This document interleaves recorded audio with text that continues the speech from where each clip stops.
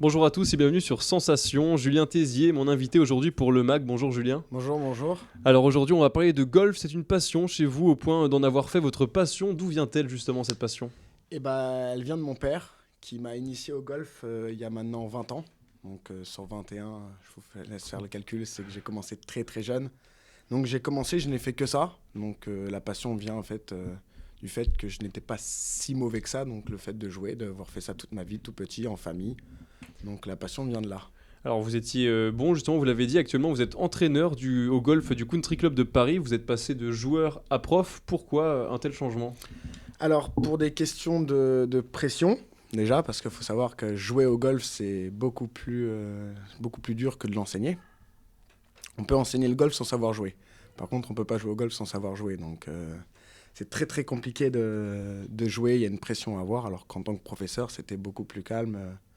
Et c'est beaucoup plus... Je trouve ça plus sympa d'enseigner une passion que de la faire, pour ma part. Pourquoi il y a une grosse pression justement dans ce sport-là? C'est un sport où on joue contre soi-même déjà. Et on joue tout seul. Donc, on peut pas s'accouder sur quelqu'un. On peut pas s'aider des autres. Et on a 90 participants dans une compétition. Donc en fait, on joue contre soi-même, contre les 90, contre le parcours. Et puis on peut ne plus savoir jouer un matin, le lendemain savoir jouer. Non, c'est un sport qui est sous pression, qui dure 5 heures en moyenne. Donc pendant 5 heures, il y a la pression et c'est très très dur de y arriver. Là tout de suite comme ça, qu'est-ce que tu dirais justement à quelqu'un qui connaît le golf mais sans le connaître et qui dirait ouais c'est pas un sport, etc. Enfin tous les clichés qu'il y a autour du golf. Alors j'ai un copain une fois qui m'a fait la réflexion. Je lui ai dit y a pas de souci, il est venu avec moi. Donc un parcours de golf, ça fait 18 ans en compétition. Au 9, il est rentré se coucher dans la voiture. D'accord. Le premier départ à 8h, levé 4h du matin, arrivé là-bas, l'échauffement, le machin. C'est vrai que sur le moment, c'est pas physique quand on le voit à la télé, les petits vieux en voiturette de golf, oui. Sauf que quand on est en compétition, c'est pas la même chose. Et qu'est-ce que ça demande comme qualité du coup justement pour être golfeur? Et pareil que tous les autres sports en fait. On est pareil que tous les autres sports, faut avoir de la patience, comme dans tout sport, faut être athlétique. Alors c'est plus le golf d'il y a 25 ans, c'est le golf de... Pardon, excusez-moi. Pas de souci. C'est le golf de maintenant, donc on est sur des athlètes, des athlètes de haut niveau. On prend Tiger Woods par exemple, qui a des records à l'US Army. Ah oui. De physique, ah ouais, donc on est sur de l'athlétique, on n'est plus sur du comme dans les films. Oui, on sort du cliché justement, comme on vous sort avez du cliché dit, complètement. des petits papis, mamies qui jouent dans leur voiturette de Ouais, golf, ça, etc. Ça, c'est le cliché des films. Maintenant, on est sur le cliché, vraiment, on prend un Ronaldo, un Neymar, ils ont des plus petits physiques qu'un joueur de golf. Donc c'est quand même incroyable. Et vous, du coup, vous préférez quoi entre joueur et professeur? Professeur, j'ai vraiment enseigné à voir les enfants, ils sont passionnés, les gens viennent pour apprendre parce qu'ils ont envie, on les force pas, c'est pas comme être enseignant à l'école où il y a des enfants qui veulent pas. Moi, j'ai majoritairement des enfants qui aiment, qui veulent venir, qui veulent apprendre, qui veulent jouer. On ressent. Alors, il y a quand même une autre pression d'avoir, quand c'est notre gamin qu'on a entraîné toute l'année, qui est au départ du 1, il y a une petite pression qui est pas très. Mais j'aime bien, c'est pouvoir donner mon savoir aux jeunes. Et à part donner votre savoir, qu'est-ce qui vous plaît justement dans le fait d'enseigner? On est au bord d'un golf. Je suis au bord d'un golf, au milieu de Paris. Moi, je suis sous 88 hectares de verdure. Ça aide, il y a des gens qui sont dans les bureaux, et moi, je suis au bord d'un golf. Donc, c'est un beau métier, c'est un métier que vous aimeriez continuer? C'est un métier que je vais peut-être pas faire toute ma vie, parce que ça va devenir très vite la même chose. Donc j'aimerais évoluer dans le golf, mais rester par contre dans un golf. Vous êtes actuellement entraîneur de l'équipe 1 du Country Club de Paris, on l'a dit tout à l'heure. L'un de vos projets, c'est de faire passer cette équipe-là de la 3e à la première division. Avant de parler du sujet, est-ce que vous pouvez un petit peu expliquer, pour ceux qui ne connaissent pas, la différence entre la Pro et la 3e, la première division, et un petit peu expliquer ce concept de division? Au golf, on divise les divisions. C'est comme au football. La Ligue 1, la Ligue 2, la 3e, la 4e, la 5e division. Donc plus on joue proche de la première, plus les équipes sont fortes. Donc ça fonctionne en 6 divisions, si je ne dis pas de bêtises.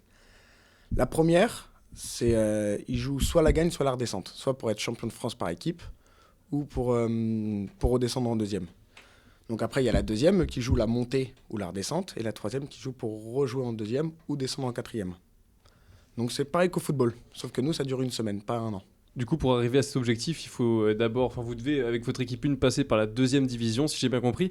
Pour ce faire, vous avez en octobre un championnat qui va vous permettre de franchir ce cap. Et ce championnat, il se joue d'une façon particulière. Sur les 2 premiers jours, il est en stock play. En quoi cette manière de jouer est différente de la manière classique, Alors si on non, peut dire. le stroke play, c'est la manière classique D'accord. du golf. Donc on compte tous les coups. Il n'y a pas de possibilité de faire une croix, ou on appelle ça faire une croix, c'est-à-dire de ramasser la balle parce qu'on a fait trop de coups. Non, là en stroke play, on doit jouer tous les coups. La balle doit finir dans le trou et on doit noter un score exact sur une carte. Après, on additionne avec toute l'équipe sur 5 joueurs, on prend les 4 meilleurs scores qu'on additionne, ce qui après va nous donner un score total sur les 2 jours. Ah, donc c'est une sacrée organisation. Après, on a le match play. Donc là, le match play, c'est une autre manière de jouer au golf, c'est l'un contre l'autre. Donc après, les 8 premières équipes jouent les unes contre les autres pour avoir un finaliste, pour avoir un gagnant. Et de là, c'est une équipe va annoncer un ordre de joueurs, donc de 1 à 5, et nous, un autre ordre de joueurs. Ouais, donc c'est quand même des sacrées organisations. Est-ce que vous avez des stratégies pour ce type de rencontre, justement, afin de passer en deuxième division, sans perdre la troisième place, bien sûr. Alors la stratégie, c'est que en première division, on peut mettre les joueurs comme on veut, dans le 1 à 5. En 2, 3e, 4e ou 5e, 6e, on doit les mettre par l'ordre de niveau d'index. En fait, la stratégie, c'est d'avoir des index les plus proches possibles. Parce que vu qu'on arrondit à celui de-dessus ou celui d'en dessous, si on a tous les deux le même index, je peux choisir comme je veux. Donc en fait, ce qui est intéressant, c'est d'avoir une équipe qui a un niveau plutôt regroupé.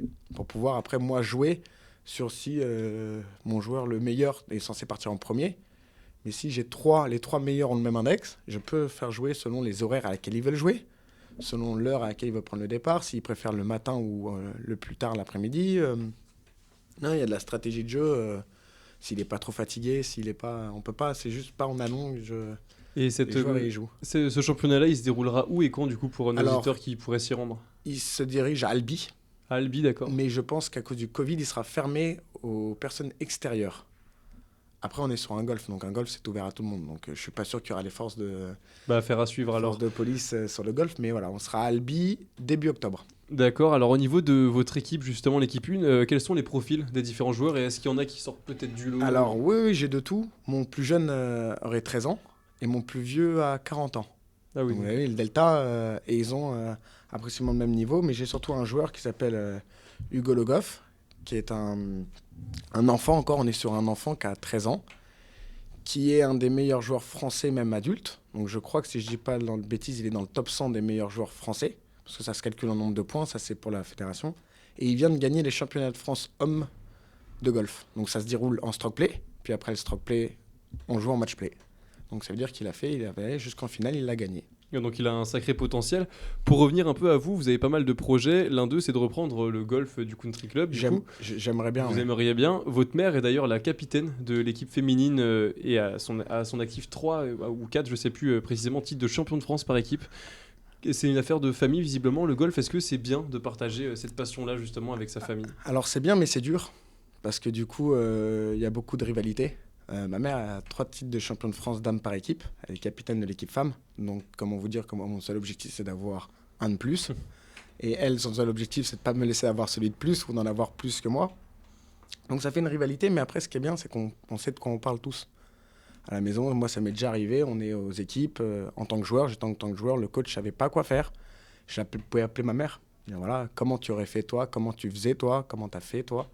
Et donc, après, de là, ça nous a aidés d'avoir l'expérience d'une mère qui a été championne de France. Ça a des avantages. Ça a des avantages, comme ça a des désavantages. Si on n'est pas d'accord, elle me sort tout de suite son nombre de trophées et je n'ai plus rien à dire. Et du coup, maintenant, quels sont vos projets pour la suite? Et donc, on part avec les 3e divisions. Je vais essayer de pouvoir récupérer les équipes jeunes. D'accord. J'ai les équipes seniors et les équipes mid-amateurs. Et j'aimerais bien avoir l'équipe jeune pour avoir toutes les équipes masculines du Paris Country Club. Ça serait une fierté d'avoir justement toutes les équipes masculines du Paris Country Club? C'est plus qu'une fierté. J'ai joué et maintenant j'aimerais bien l'avoir et pouvoir être enseignant, pouvoir être l'enseignant de l'équipe du Paris Country Club. Merci beaucoup Julien d'avoir été avec nous pour cette émission. Donc, je rappelle que vous êtes golfeur professionnel et professeur de golf au Country Club de Paris. À très bientôt. Merci beaucoup à vous. Et quant à vous, vous pouvez retrouver comme d'habitude cette émission en podcast audio et vidéo sur notre site, notre application et notre chaîne YouTube Radio Sensation.